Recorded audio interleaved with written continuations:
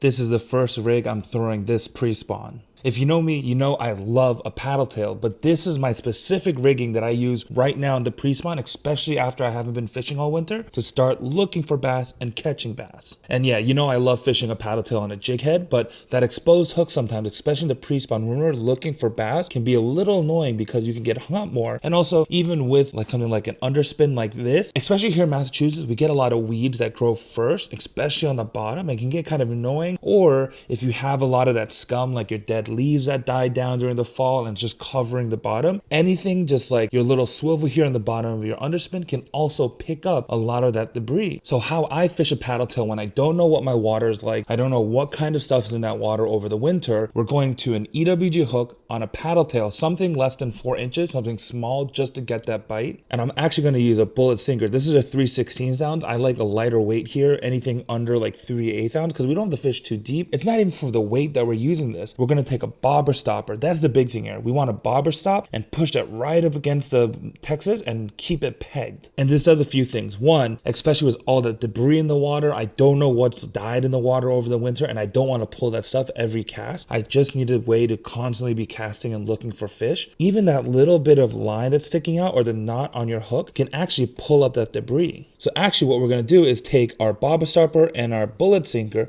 to create a fully covered presentation. There's nothing on here for anything to get stuck to or caught on. And that's super important, especially if this is your first few times going out after the winter. It can be really confusing where the bass goes, especially how weird our winter's been this year. So I want something that I can cast a million times and not have to worry about getting snagged or pulling up a bunch of weeds that I have to keep picking off of this thing, and I can just keep casting it. And actually, if you go back in my page till early last year, this was the rig that I caught my first fish of 2025 on. You can use any kind of paddle tail you like. You can use Kitex, you can use Crush City Mayor stuff that I really like as well. I'm using some Aros paddle tails, but the big thing was the paddle tails. These bass are looking for little bait fish to eat. We just don't know where these bass are just set. They could be hiding among the rocks. They could be hiding in lay down timber in the shallows. They could be off deep. And this rig allows us to check each of those spots super efficiently. Just make a cast, let it sink, slowly drag it in, hop it. You can try to work different kinds of action throughout just to figure out what the bass want. And that's why this is always the first rig I pull out after ice out here in Massachusetts to find those first pre-spawn bass. And if you and your friends are struggling to catch bass this spring, share this video with them so they know what to use. So what are you waiting for?